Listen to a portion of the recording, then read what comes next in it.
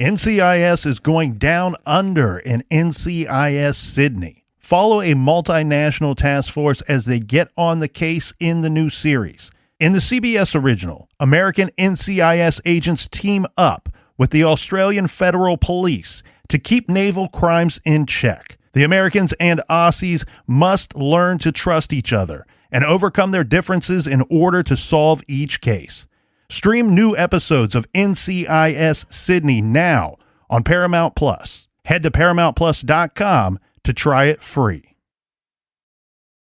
When it comes to quality sleep, Ashley has you covered with top mattress brands at winning prices and with special financing options available.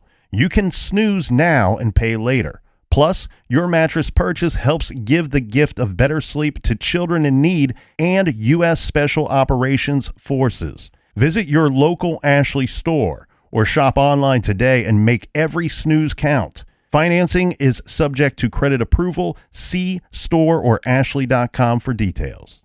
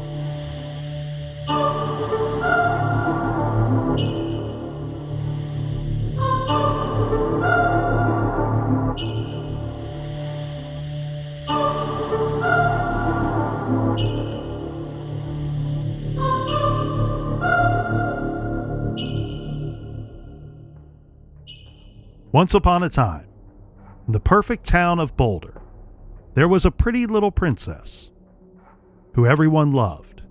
Little Miss Christmas, they called her. She lived in a castle with the prince and the king and queen. She was very happy and quite wise for her years.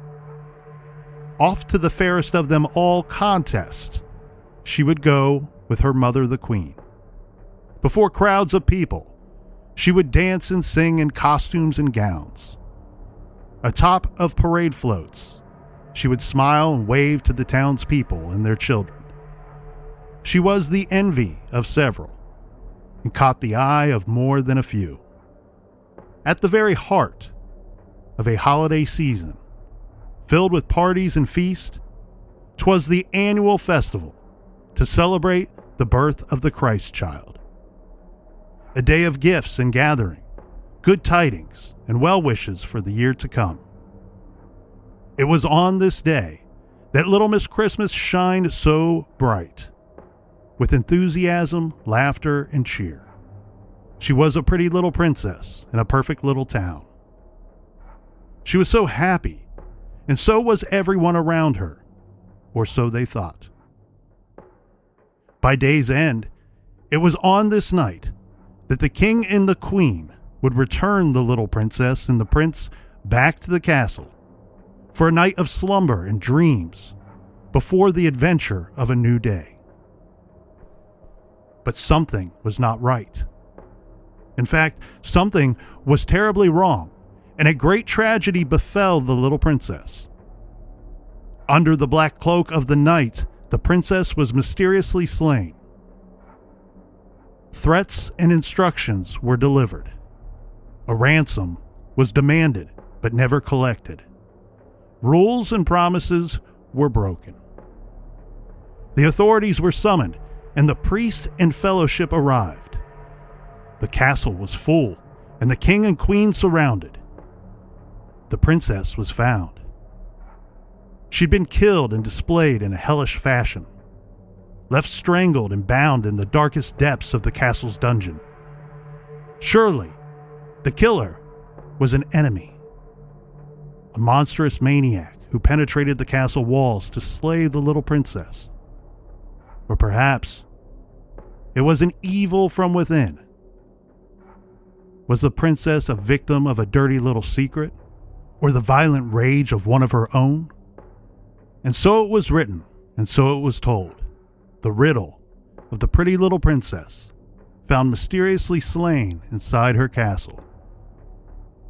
The authorities, the townspeople, and the looky-loos who came from near and far declared there were only two possible solutions to this quandary: the family or an intruder. This is True Crime Garage.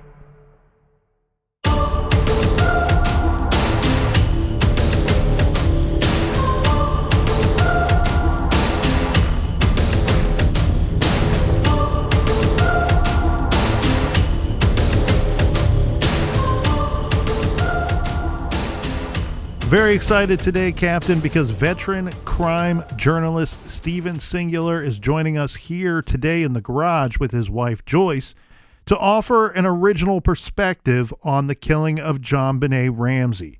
Steven Singular was in Boulder, Colorado for much of the murder investigation. In his book Presumed Guilty, Steven Singular methodically details a volatile situation.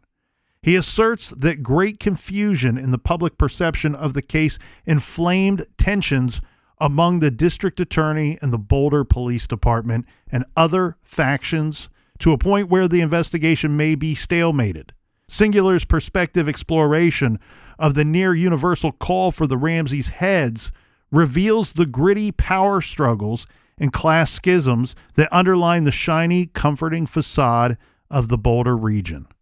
Steven Singular calls into question an overlooked possible very important aspect of this case. Jonbenet was merely one of many little girls leeringly displayed as things of beauty by the child pageant industry, whose evil twin is the child porn producers and collectors, which in the 90s was hugely expanded because of the internet. Although Steven claims at points to have uncovered voluminous evidence, he incorporates a few of the particulars, giving his own conspiracy theory. Singular's ultimate scenario that neither parent personally murdered Jonbenet, but one parent's unwitting involvement led to attempts at concealment bears consideration. And that is why I invited Steven and Joyce Singular to join us here today in the garage to discuss many of the aspects of this case that I would wager that many have never heard of before. We want to welcome you to the garage, and thanks for joining us here today. Steven and Joyce, for years we've been spoon-fed this idea that we have to come to one of the following two conclusions in this case. Either the family did it or an intruder did it. And you say maybe there's some other questions that we should be asking about this still unsolved murder case. So, Mr. Singular, why not the Ramseys? There was no pathology at all emerging from the Ramsey family. No even anecdotal examples of, slapping a child or abusing a child in some way. No connection of John to that sort of thing either. So it was just looking like this might be a more complicated case than was basically being presented. As soon as the Patsy did it theory came out, on the one hand, the Ramseys themselves were promoting, or their team, I should say, their legal team, more the idea of the intruder did it. But when you look at that, as far as I am aware, there has never been a case in American crime history where there's a body and a ransom note in the same location. And so that raised all kinds of questions and issues that didn't seem to make any sense. So we started just thinking, again, months go by, and all of January, all of February, all of March, about 100 days, and there's no movement at all in the case. And we started to basically ask the question, is there a third option here? And then you have to remember that this was the beginning also of the 24-hour cable news cycle. So they kept repeatedly showing that the images of Jonbenet, walking across the stage in various costumes, singing, dancing, this was shown a lot. And it got into people's psyche and consciousness, and people started, making judgments. And people would, even local media people, talk show hosts would, just pound into the microphone that, oh, Patsy did it. Patsy had to have done it. Patsy did it. Patsy did this. Patsy did that. And we just thought that was wrong to be potentially influencing a jury pool, Right. And so we just decided to go look in other areas that hadn't and weren't being investigated. Right. So, as Joyce said earlier, when we started talking to the pageant mothers, who again, some of them knew Patsy quite well, and knew Jonbenet, and they kept telling us the same story over and over again, that her primary photographer, Randy Simons, had behaved very bizarrely in the aftermath of the murder. They'd known him for years. He'd taken pictures of their daughters at pageants and other venues, and they said he was calling them up after midnight, screaming and crying, saying, "I did not kill Jonbenet. I did not kill Jonbenet." But nobody had accused him of killing Jonbenet. Right. So it was like, methinks he does protest too much. It was very odd. Very odd that he is defending himself when nobody's accusing him of the crime. Was there anything odd or weird about the Ramseys? The one thing about the Ramsey family that was unusual was that they did dress Jonbenet up like this and, put her out into the world of beauty pageants. Some of the mothers said that there were very suspect characters that came to the child pageant and were in that world, even people they had asked to be removed from it. So it is true that was unusual, that Patsy did that with Jonbenet, but that opens the whole case up to whole other subcultures. Well, it wasn't unusual in the fact that the pageant world was much more prevalent in the South. It was a much bigger deal in the southern states than it was here in the northern states. Of course you would see the random kiddie pageant if you went to a mall back in those days. But what we thought was that, Jonbenet was an extraordinarily beautiful child, and she had a lot of makeup on and a lot of provocative costumes. And the natural thought was, who might have inadvertently been sexually charged by watching her in those pageants or in those costumes? Who might you be inadvertently stimulating? A sponsor, a spectator, a judge, anybody. Right. So, again, 100 days went by. There was no movement in the case. I decided to contact the district attorney in Boulder, Alex Hunter, and to my real surprise, he invited me to come up there and meet with him and talk about some of the things that we've been looking into, some of the people we've been talking to, and the whole internet angle of this, with child porn just seemingly running rampant, and sort of the underbelly. He didn't know the name of Randy Simons when Steve presented it to him. He didn't know. Yeah. And then when the more information Steve gave him about what we had seen on the web, he said, "Why don't you conduct a parallel investigation and go look into this?"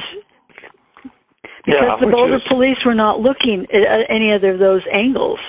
Right. He said, "I really can't get the Boulder police to investigate anything outside the Ramsey family." And what he was saying was extremely odd if you really stop and think about it, because, going further into that internet world, basically you're committing a crime if you're downloading child porn or if you're trying to, access it off the internet. So I think it was more just very indicative of his frustration in not being able to sort of enlarge the case. And so, we continued to look into Simons and again, some of the pageant mothers. And again, we took information to him. This went on for a couple of months. So it was clear, as time went on, it was just seeming to be more and more clear that this is not a simple case. And why, if it's a complex case, should we be limited to two choices? So the book, the first version of Presumed Guilty, came out in June of 1999, which by that time is 2.5 years into the case. There's still no movement in the case, and so that third scenario is being offered up. And the third scenario essentially said, what if the Ramseys have been presented either totally guilty or totally innocent? What if there's some space in between there? What if they would be maybe guilty of something, but not guilty of murder? Is that a possibility? And would that explain some of the complexities on the surface of the crime, such as a body and a ransom note found in the same place? You met a lot of the players involved, and at times your book dances around this idea that maybe there are certain people involved in this investigation that don't really want to fully investigate or solve this case.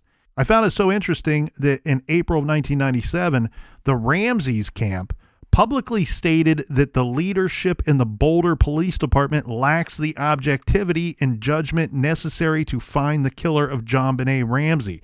That's a quote. So that's similar ideas. Can you talk about some of the players that you met along the way and talk about the possibility that they may not either want to solve it or may not have the capabilities to solve this case? One of the aspects of this and the kind of big view of it, in the title, there is the word the media. And one of the things that happens many times in criminal cases is that, the event happens and then the media presents it in a certain way. And it is just extremely difficult to get past, that first wave of what is presented to the public. I mean, that's been the Ramsey case is sort of the ultimate example of it. So 27 years later, if you go on the internet today, you'll have two groups arguing. One will be IDIs, the intruder did it. The other group will be RDI, the Ramseys did it. And there's no other alternative. And so that has always been a part of what's fascinated me, with crime in the modern media. And the Ramsey case is the biggest example of it. I mean, 27 years later, you think a new idea might be able to enter the conversation. So what happened in the Boulder Police Department, I mean, yes, they were understaffed on the day of the crime. Yes, they did make mistakes in the initial hours. I mean, if you thought this was an actual kidnapping, you would probably want to get the people out of the house. And also, as a private investigator told us once, if you don't do homicides a lot, you don't do homicides well. That's absolutely a great quote. And they weren't known for a lot of homicide cases in Boulder. They'd had one that year. Yeah. And so they did not, handle the crime scene well and all of that. The biggest part of that, at least from my perspective, is that in the fall of 1998, which is approaching 2 years into the crime, the District Attorney Alex Hunter decides to call a grand jury. And so that process takes 13 months. Most murder cases do not take anything like 13 months to reach some sort of conclusion by the grand jury. And so my book came out in June of 99. The grand jury ended their work in October of 99. And Hunter called a big press conference, and he said, we're not going to indict anybody, and we're going to seal the grand jury's work forever. So here you are, 3 months into the most notorious criminal crime or crime ever in Boulder or Colorado. And the public has spent a couple $1 million to try and get an investigation going. The grand jury heard from, reported about 100 witnesses, and there were about 30,000 pages of documentation. And the result of all of that is we're going to seal this forever and keep it away from the public. It's curious when it happened in 1999. It's a whole lot more curious what happens later on.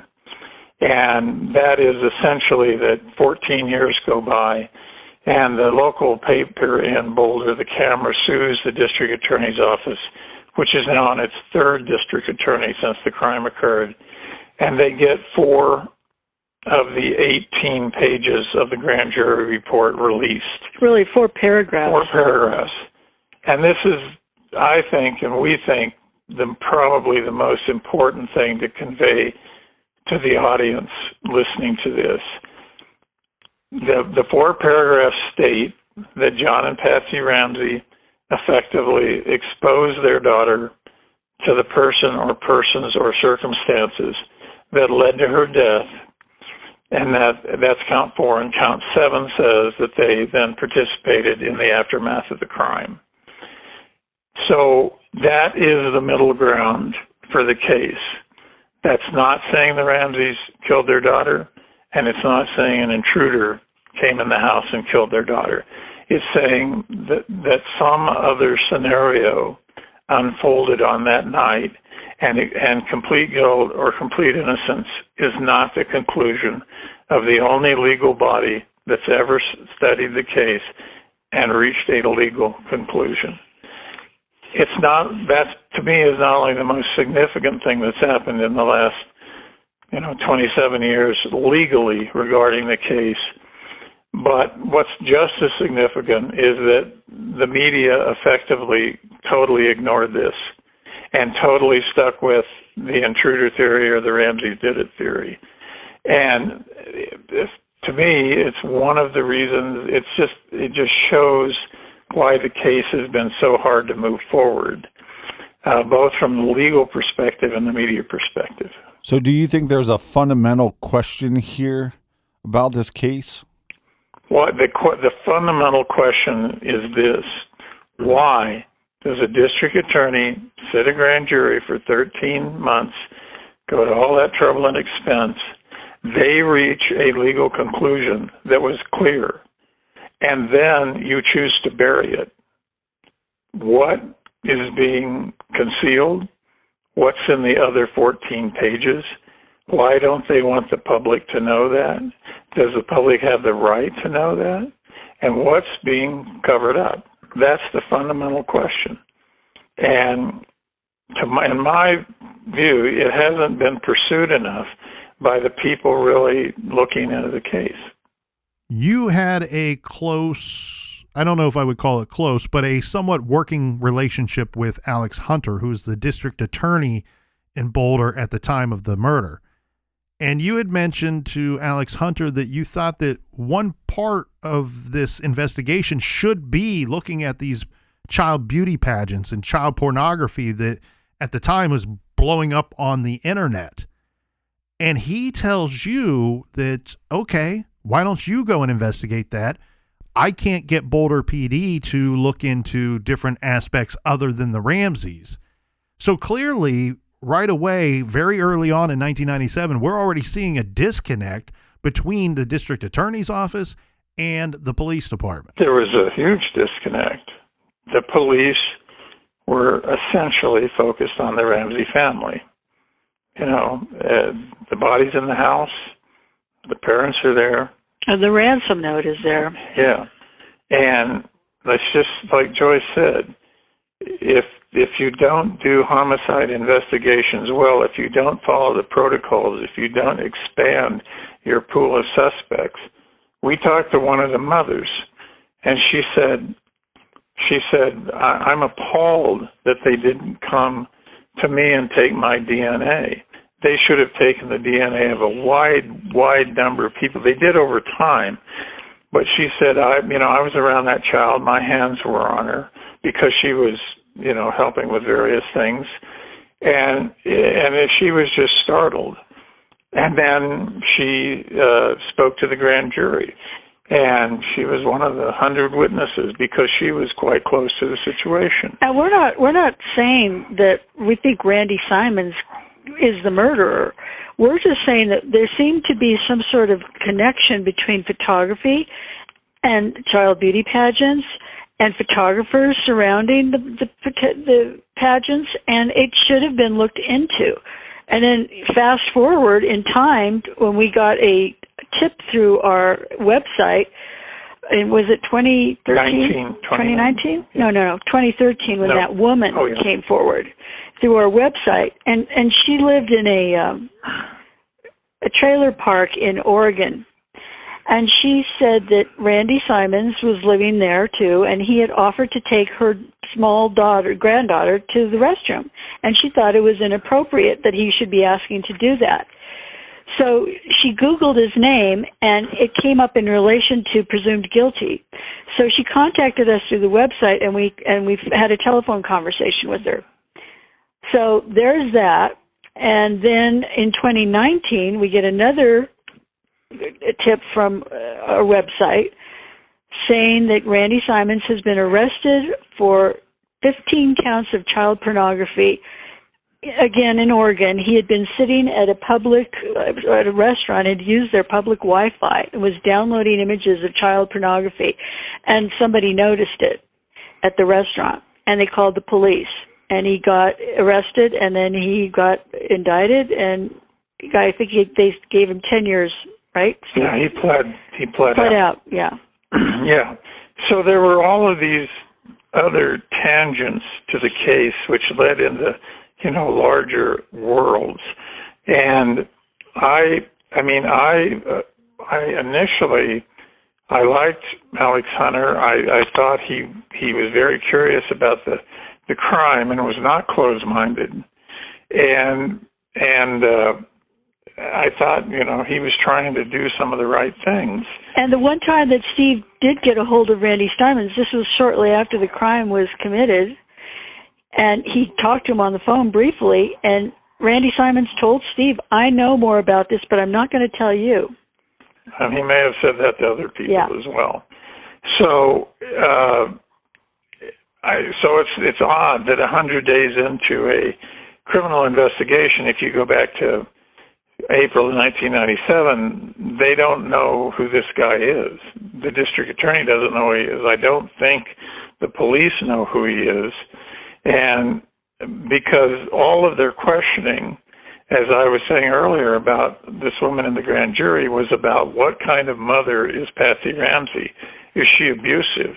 Have you seen her, do something bad with her child, or the bedwetting issue? And it just reveals apparently how limited the investigation was, at least at that time. Anyone that's looked at this case for any length of time knows that young Jonbenet Ramsey participated in beauty pageants, not just in the state of Colorado, but also in Michigan, Georgia, and Dallas. But one thing that we learned that I found fascinating was that she was going to be, or at least Patsy wanted her to participate in this very big, prestigious pageant that was going to take place in Las Vegas. But her husband, John Ramsey, says, no way. We're not going to Las Vegas to do a child beauty pageant. And that was going to take place in 97. Yes, not long after the murder. So why would it be so different to John Ramsey to have his daughter participate in a pageant in Las Vegas as opposed to Georgia, Colorado, or Michigan? He lived in Colorado, had a home in Michigan, came from Georgia, with his business. I think he was probably a little more comfortable in those places. I think, and I don't want to speak for John, but we heard from various sources, he wasn't that comfortable, with this whole dressing Jonbenet up like a showgirl and sending her out on stage. But his wife is a cancer survivor. This is something she loves to do with her daughter. And she was in pageants herself. Right. She was Miss West Virginia. She went to the Miss America contest. So, this was a big deal for her. And she was in remission from ovarian cancer. Yep. So, this was her passion with Jonbenet. Yeah, and John said, and we've met with John, and had long conversations. I didn't know everything that was going on. I was very, very busy running my business there in Boulder, which had become $1 billion business. And, he actually said that. So, I think he was just kind of going along with it. Well, he said something to the effect of, we didn't know, we thought Boulder was a nice, good place to raise our children. Yeah, in interviewing him, he said that about 4 or 5 times. And about the 5th time, you start to interpret it as, we did not know who our daughter was being exposed to, which is almost the language of the grand jury. It's not exactly, but it is almost the same as saying, we didn't really realize who we were surrounded by. And I think he's telling the truth. And I think that's about as much about that as he could say. So, I just think he drew the line at Las Vegas because, it has a reputation for being quite a bit cheesier than Boulder, Colorado, or Charlevoix, Michigan. And I think he was, street smart enough to think that could be getting into a whole other realm.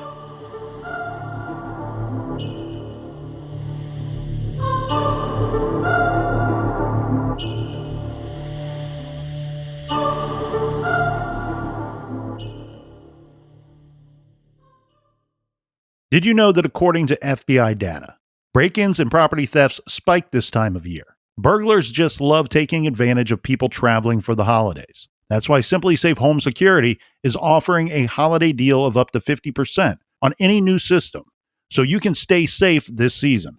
Simply Safe is comprehensive protection for the whole home with advanced sensors that not only detect break-ins but fires, floods, and other threats to your home. Simply Safe's Video Doorbell Pro and wireless outdoor security camera are a powerful way to deter package thieves. It's powered by 24/7 professional monitoring for less than $1 a day, half the cost of traditional home security. Satisfaction is backed by Simply Safe's money-back guarantee. Try Simply Safe for 60 days risk-free. If you don't love it, return your system for a full refund. And that's what I love about Simply Safe. You have nothing to lose and everything to gain. Gain your safety. Protect yourself from package thieves this holiday season.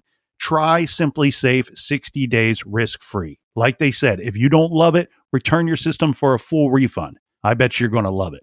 This holiday season, protect your home and family with Simply Safe. And for a limited time, you can save up to 50% on any new system with a Fast Protect plan.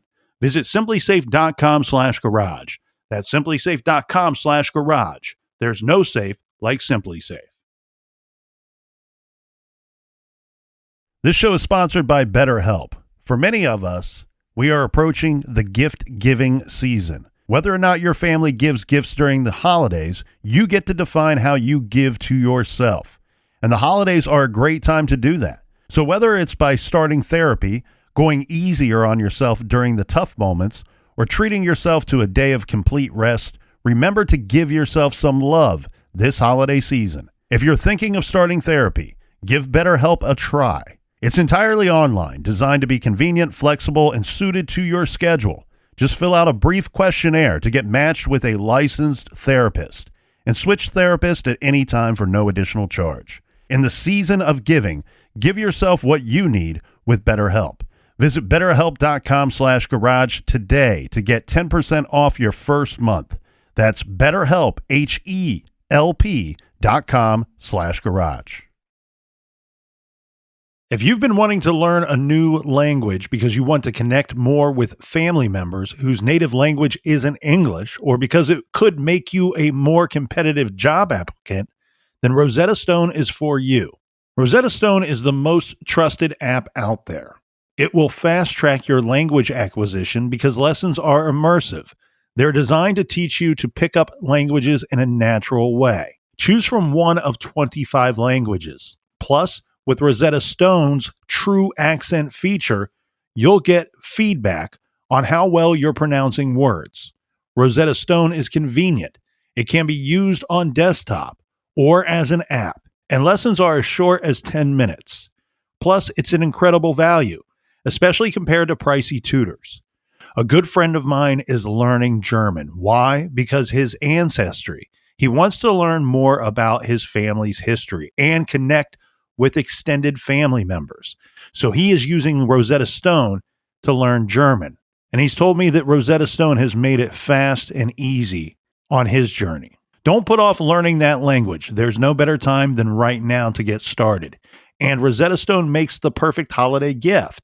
For a very limited time, True Crime Garage listeners can get Rosetta Stone's lifetime membership for 50% off. That's 50% off unlimited access to 25 language courses for the rest of your life. Redeem your 50% off at rosettastone.com/garage today.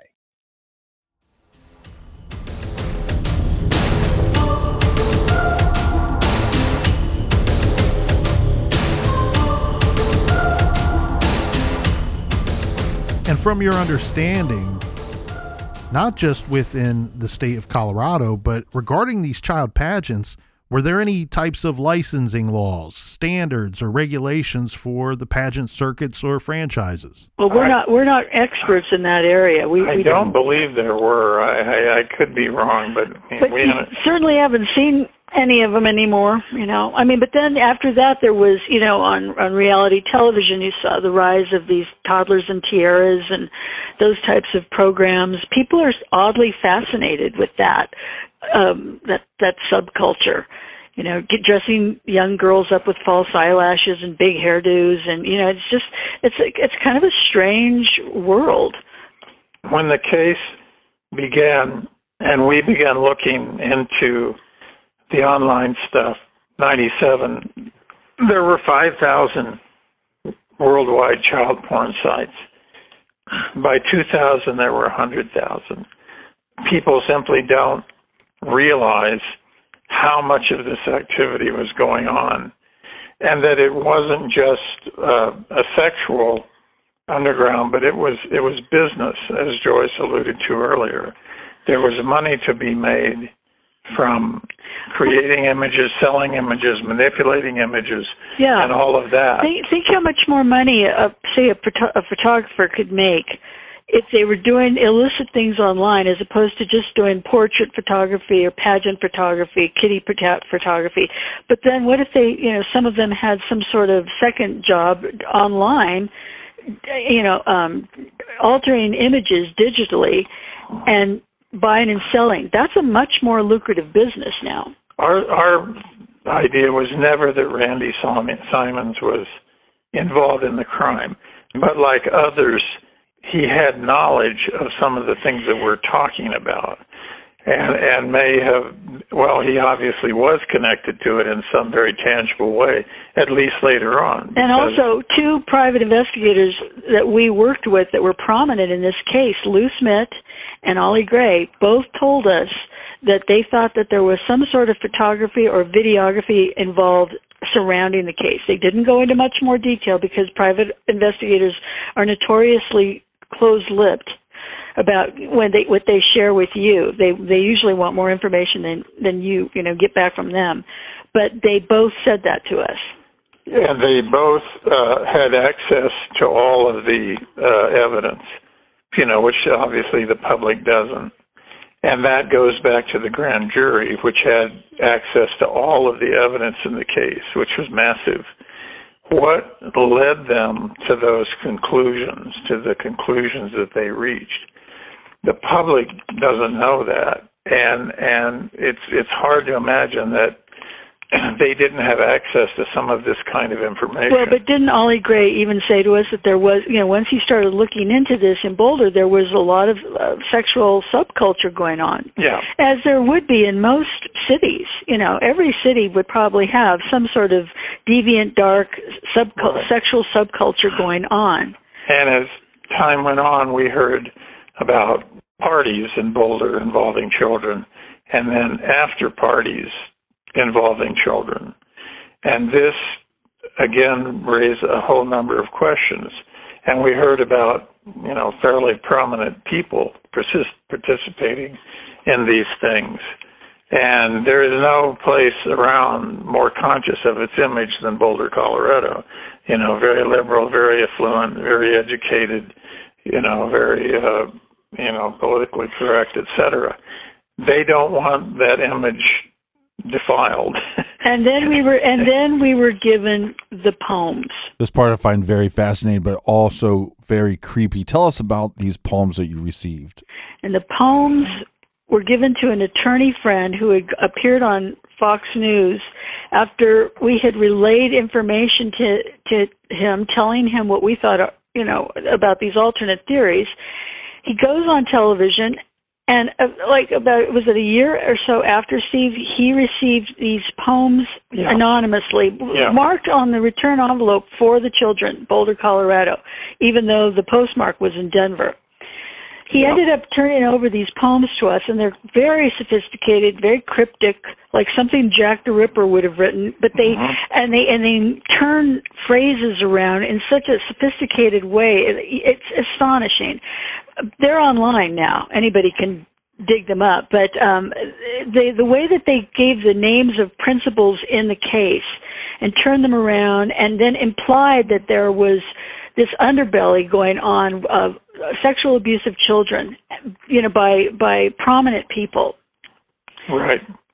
And one of the poems named an individual.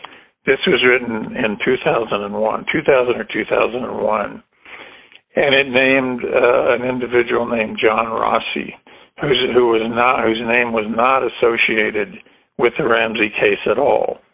And 5 years later, Rossi was busted on multiple counts of child pornography. In Westminster, which is very close to Boulder. Right. And so whoever wrote that poem knew about Rossi, knew about child pornography, and knew it was kind of as if they were trying to get this information out to the authorities, but didn't want to be associated with it, which is very understandable. So Rossi was arrested. He was on parole. He was in the system. He was again part of some, subculture involving child pornography. I again went back to the district attorney's office in 2000, around that time, and said, take this to the Boulder Police Department. This guy's on parole. He's in the system. Why don't you go interview him and see if what he knows? And nothing ever came of it. A man in Fort Collins, Colorado, just 30 to 45 minute drive or so from Boulder, was arrested in the 1998, or was going to be arrested in the 1998 Wonderland bus, which is a national and international ring of child pornographers online. And he and several other people who were in it immediately committed suicide. And we continued to get information from totally different sources corroborating that photography may have played a role in this case somehow. A business associate in California called us one night and told us that someone had come forward and wanted to tell their story about what they knew about the Ramsey case. He was a photographer, but when he was still living in the States, his home was broken into and his laptop or his computers were stolen. He then subsequently moved to South America. He was so afraid. And then there were other people. The whole John Mark Carr story is interesting. Go ahead. Go ahead. That's the other. Well, as most people know, in 2006, the summer, John Mark Carr was brought back from Thailand to Boulder. He had more or less said that he was present when Jonbenet died. His DNA was tested. It didn't match what was left on the body, and he was released very quickly. That all seemed, pretty rote. Because there was no DNA. Yeah, no DNA. Yeah. And I didn't buy into the story. Right. Joyce didn't buy into the story that he was a killer. But he did have computers, again, going back to the computer world, with allegedly, I think, or possibly, he was an involvement in child pornography. And then that laptop went missing when the Sonoma County Sheriff's Department moved their offices. There was 175,000 pieces of evidence. The only thing that went missing was John Mark Carr's computer. Yeah. This whole case just has this smell about it of do the authorities really want to solve it? And we're just posing the question. But that it's the evolution of Alex Hunter from 1997 to going face to face with him and thinking, this guy really wants to know what happened, to let's bury the grand jury report forever. But Steve, mention about what Wickman said. And then in the summer of 97, I went up and talked to Detective Tom Wickman, who was on the Ramsey task force. And he was, as with all police in the middle of an investigation, he wouldn't talk very much. But after I laid out some of the things we're talking about here, especially the Simons thing and the pageant angle and are people being protected in this situation? And he said, I understand that. And he told me about being on a case a few years ago where he'd gotten too close to some prominent person in Boulder, and they just took him off the case. And then he said, this case is not what the public thinks it is. This is not what they think it's about. And he wouldn't really open the door much further than that, but he told me that the things that I was presenting to him were very incisive. And so, he was not in the camp that he was absolutely certain that Patsy did this. And so, there's an enormous frustration, I think, at the heart of this case and at the, and people who've looked into it. And also in 2020, we met here in Denver with a retired Colorado Springs homicide detective who was working the night, a few nights after Jonbenet had been killed, and one of the volunteers on their hotline for tips had him take a call because this guy wanted to give some information about the Ramsey case. So the detective gets on the line, and he told him, this case is not what you think it is about. It's connected to people in high places. And then the guy hung up, and they couldn't trace the call because he called from a payphone. So now we're getting the same information from totally different directions, corroborating what we've been looking into all these years. That's what's kept us on this alternate path, that there must be a third door to be opened. Right. So we have this thing with John Mark Carr. They bring him all the way from overseas, magically lose his computer with God knows what was on that thing.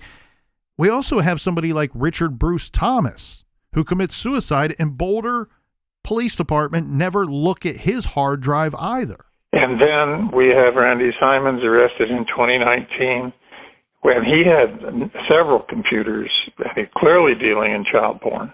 And we went back to the Boulder police and said, are you interested in following up on this? Because they say the case is open, they're still investigating. And as far as we know, nothing ever became of it. I mean, there's no response, and I don't think that happened. So, speaking of potential leads here, are you able to expand on or tell us who the person is that was referred to as the South California inmate?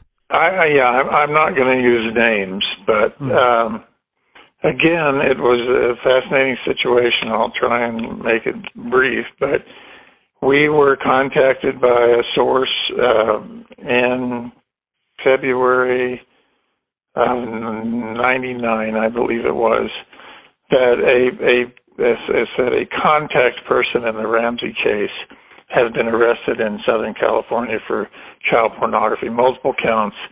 And so Joyce went on the internet and located a recent arrest, and we identified the person, and I flew out there and just decided to meet with him in jail. I didn't want him to know I was coming, and he was very, very surprised and figured out quickly what I was looking into, and he just said, go talk to my lawyer. And so his lawyer's nearby, and I did. And then the lawyer eventually said, this guy does have information about the case. He does want to talk. It might help his legal situation. He was facing multiple counts of child pornography and looking at, serious time. It's also not a lot of fun to be a child molester in jail. And when I was with him when he talked to his lawyer about it, and he said this, I'm being harassed and I'm afraid and all of this. And so the lawyer, and I went back to Alex Hunter and said, here's a lead developing in Southern California. And he again, seemed very interested. And then the lawyer in Southern California told me, come back out here and this guy's going to tell you what he knows. And then I went out again, and he shut up. He wouldn't say anything. So again, it reiterates the dead silence at the heart of this case, that nobody has told what they know, in my opinion. And there are people who know things here about it. And they move right up to the edge of it, and then the fear is so great, and this may even include Boulder's legal system, the fear is so great of opening this door that you just shut it down. So I've made 2 trips to California. I'm sitting there in front of the guy in jail, and his lawyer just went bonkers. And he said, you said you'd talk to this guy. And he said, I don't know anything about that. I mean, it was a classic scene. And so Hunter was very disappointed, and I was more than disappointed. And that's just been the theme of the whole thing. What's the biggest taboo that humans have? Killing children and adding in some sexual component. And this case is exactly about that. It has been limited or tried to be shut down from the beginning, from one angle or another. And, I know that the Ramseys, say that they have cooperated with the police after a certain period of time and all that. Give me one piece of information that's been generated from that has helped the case. To my knowledge, it doesn't exist. So it is dead silence on every side. That's law enforcement, and that's the defense team. And so, here we are. We have a document that says what a legal body concluded. And it is astonishing that the media has not picked up on that and understood it, because it blows the other 2 scenarios to the side. I'm sure in your time of investigating this case and after the book, obviously, you probably had a ton of people reach out to you to get information. Have you had anybody from the grand jury ever reach out to you? No, there are people we know who have reached out to the grand jury. And that's a very dicey thing legally. We would not reach out to the grand jury. We wouldn't do that, because that's pretty secret stuff. But we have essentially been told that the grand jury did hear some things about these parties that went on in Boulder, and things in that realm. That's sexual underground. Right. That's the best way to put it, involving children. And we have heard that. Yeah, but you can't approach grand juries. No, you can't. It's against the law. Yeah. No, I was just curious if any of them have ever reached out to you. No, go ahead.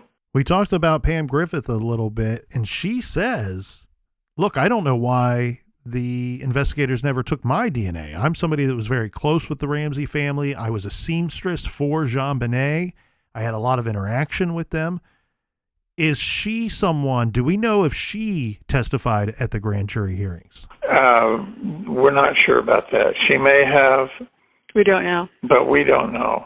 But Pam would definitely be an interesting source to talk to about this case. The reason why she was an interesting source was because she was very street smart, whereas some of the other pageant mothers were more innocent, but she had a certain sense of who to be suspicious of and who not to let her child alone with, more than the other ones that we spoke with. That's what made her interesting to us. Yeah. And Pam Griffin, she is one of the people that tells you that this guy, Randy Simons, who is involved in the pageants and taking photographs of Jonbenet, he's calling me in the middle of the night and saying very strange things. She and other ones. She was. But other ones corroborated it. But this weirdo is not just saying strange things. Yeah, he's not just saying, I didn't kill Jonbenet. He's saying, I don't have an alibi for the night that she was killed. But why would he be so upset? His DNA was not found at the scene. Right. I mean, his whole behavior is bizarre. And he did say that there was an hour or so the night of the crime that he couldn't account for, whatever that meant. But his hysteria in the wake of this just raised fundamental questions. That's right. Walking down the street of that town in eastern Colorado. Genoa, yeah. And he was walking naked. How long after the crime was this? About a year? This was in the fall of '98. Yeah, and he was arrested for indecent exposure. He was walking naked down the street in this very small town in the Eastern Plains, saying, I did not kill Jonbenet. I did not kill Jonbenet. Again, nobody accused him of killing Jonbenet. It sounds like a lot of guilt. Yeah. And again, I don't guilt think it's guilt. For what? Yes. For knowledge of something? Who knows? We just try to ask the right questions. We're not claiming to know who the killer is or what exactly happened. We just believe in asking the right questions and letting people decide. People are critical thinkers, many are, and they can come to their own conclusions as to why this case hasn't been solved, and maybe there are some other arenas that need to be looked into. If I were the Boulder police, and if this is in fact an open case and if they are investigating, I would have gotten on a plane and gone to Oregon and sat down with this guy. I mean, maybe he might have been some kind of a bargain. Yeah, he might, just like the man in Southern California, and said, this is a chance to help yourself. What do you know? And to my knowledge, that never happened. So there's this very odd push-pull thing that's gone on for many years. We want to solve the case. We want to know everything. But have you taken these steps to get there? What's so strange, too, is he's not only telling Pam Griffin that I don't have an alibi for that night, but to be clear here, he's kind of saying there's an hour or so that I can't even account for what I was doing, almost like, I don't know, like some kind of blackout situation. Well, he didn't really explain it. Again, it was just bizarre, hysterical. But he did sell pictures of Jonbenet to, I think it's called the Sigma Photo Agency in New York. Right. A lot of those pictures are what ended up in the media, over and over again in the tabloids everywhere. Maybe he had some guilt about that. I know the pageant mothers weren't very happy about that. Yeah, I think he was upset about all of that, but I don't think it would explain walking down the street naked 2 years later and telling the police you didn't kill her. Right. When you've never been a suspect in any serious way. Right. So. And Pam Griffin is one of Patsy Ramsey's biggest protectors over the years. And in fact, she goes out of her way to take lots and heaps of criticism for protecting Patsy Ramsey. Right. Pam had gone on television in the months after the crime and sort of spoken up for the Ramseys. I mean, she thought the whole idea that Patsy would kill her daughter was absurd. And,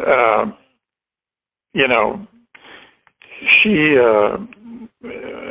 had been with Patsy 2 days, or actually 1 day after the body was found on December 27th, 1997. And Patsy was just,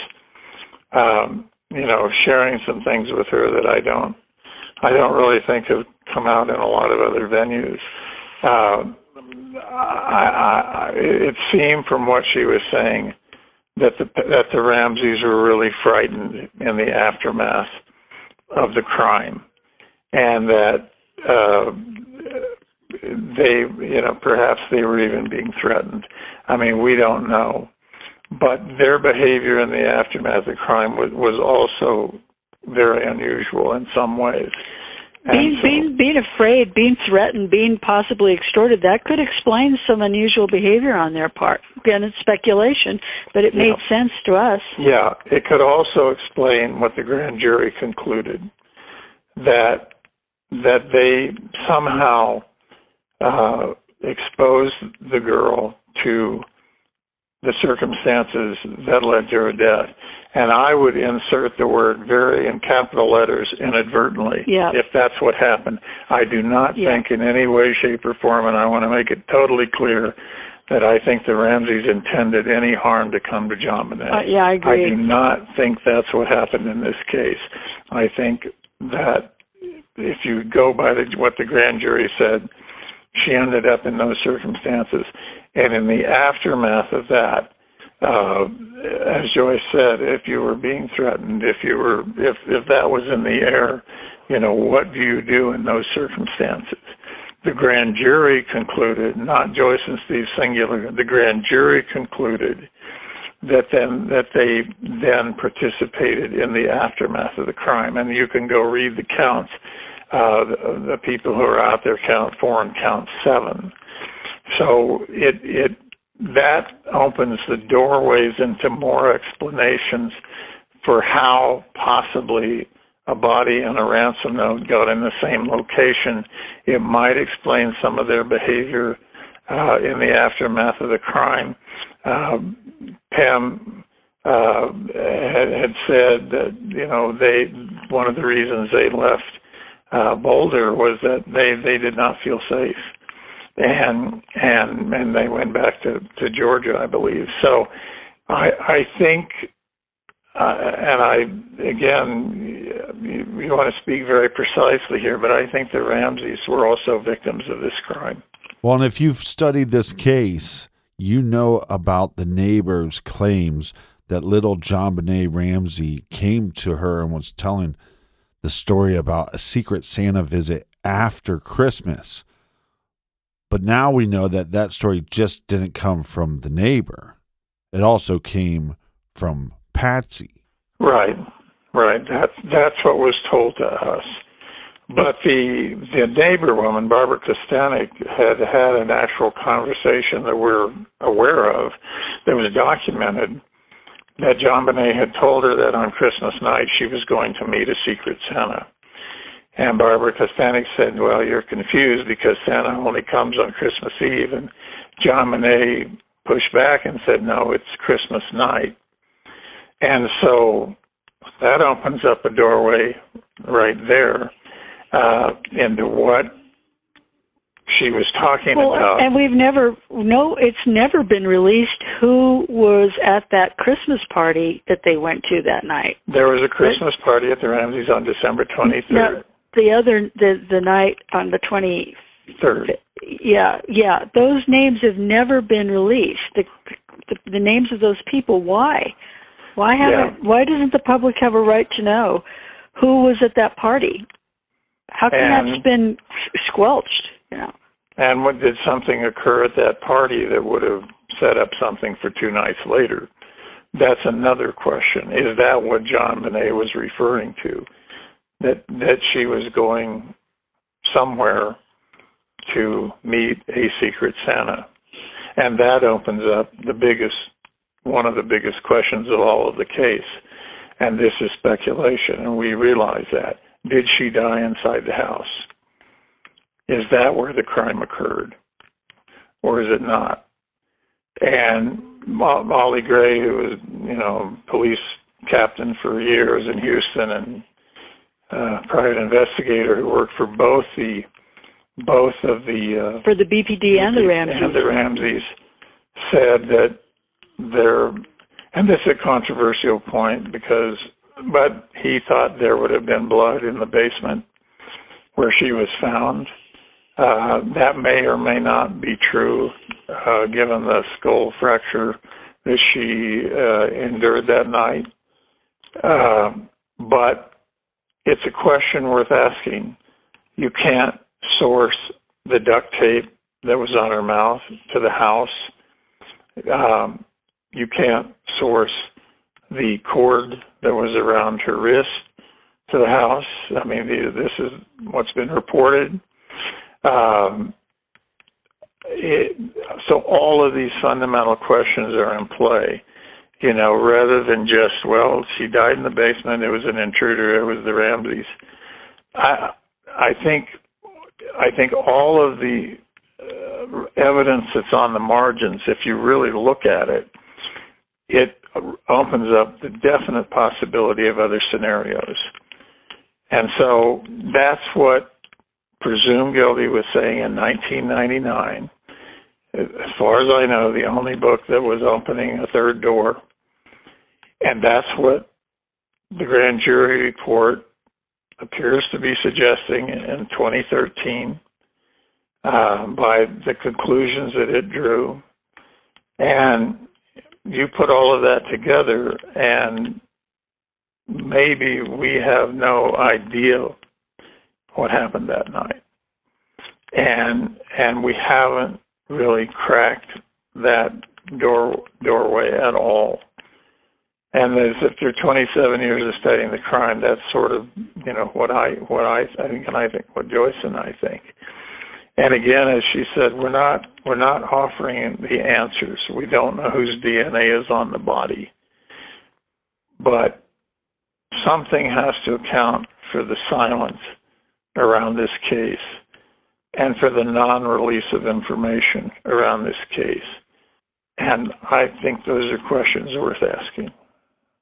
And again, Pam Griffin is so interesting because, as you already pointed out, you found her to be very street smart, but we also know that she was one of Patsy's best friends and one of Patsy's biggest supporters. But one of the most interesting things that she said to you was, quote, "I've always thought that she," meaning Patsy, "knew who did this, but she didn't know that she knew." I think it's exactly what John Ramsey was saying when he said for the fifth time, we thought Boulder was a nice, clean, upstanding community. I think to extrapolate from that, and again, the speculation, you know, we were surrounded. We must have been surrounded by some dangerous people. And we didn't know that. Yeah, whether socially, in their social circle, or in business, or in the pageant world, no one can say for sure, right? It's speculation. It's speculation, but I think that's what he was saying. We didn't know whom our daughter was being exposed to, either through the pageant world with the performances on stage, or through our associations with, you know, others in the community. And so, it's almost like what Pam is saying is, you know, she doesn't really want to know. It's dangerous, and I think.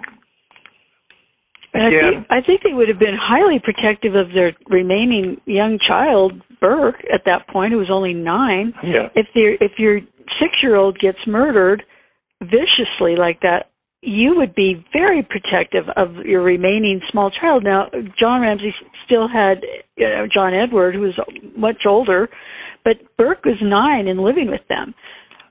I, as a mother, I would have been extremely frightened for that other young child at home. Well, that goes back to what you were saying earlier, how the Ramseys themselves were also victims of this crime. I think the crime is larger than it's been portrayed or laid out to be.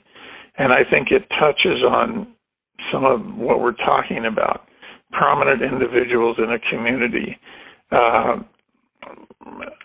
I had contacted the 3rd District Attorney in the case in 2009 and proposed bringing in an individual who touches on all of these things, a victim of child abuse and other related areas.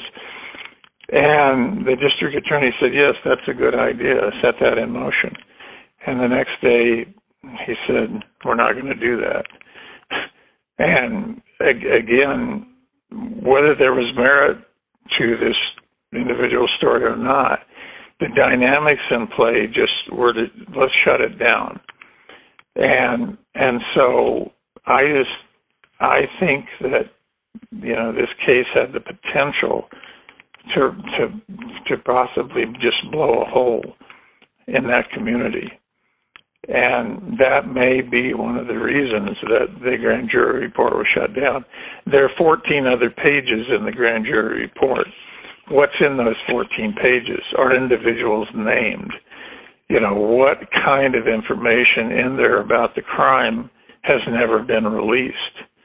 I mean, it would be fascinating to know those things. Well, and if there was someone to be wary of, or someone that you should be concerned about, wouldn't that be a necessity to the public to know about that individual or individuals? I mean, Steve, you're better at this, but wasn't there multiple samples of DNA found on Jonbenet's body, not just one? There were multiple samples and mixed samples. Yeah. Implying possibly that more people were present when she died than just one person. So again, I think it's a bigger situation than child wets the bed and mom kills her.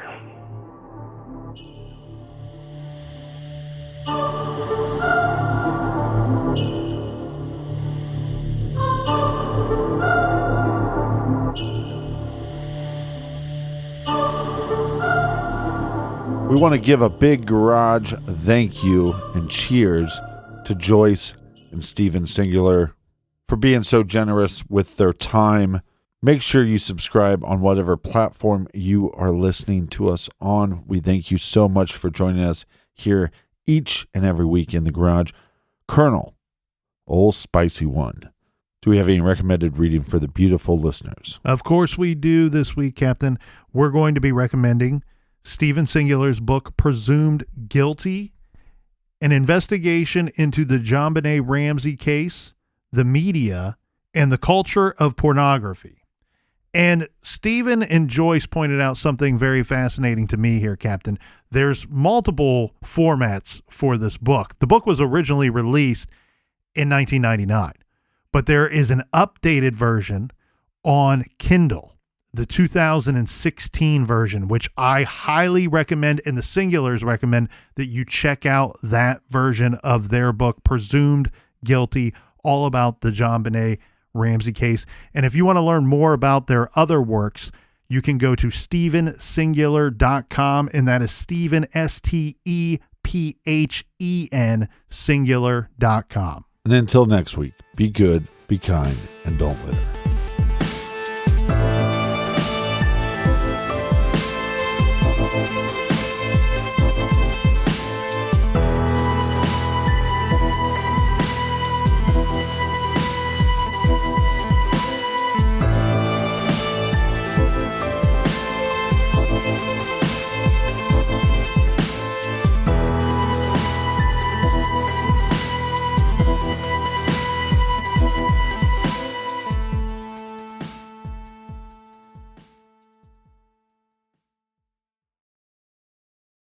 Whether you're making the same breakfast that you have every day or baking a cake for an extra special day, eggs are a staple in our diets. Eggland's best eggs are nutritionally superior to ordinary eggs, containing 6 times more vitamin D and double the omega-3s.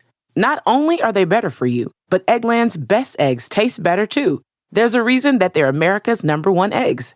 Visit egglandsbest.com for additional information and delicious recipes.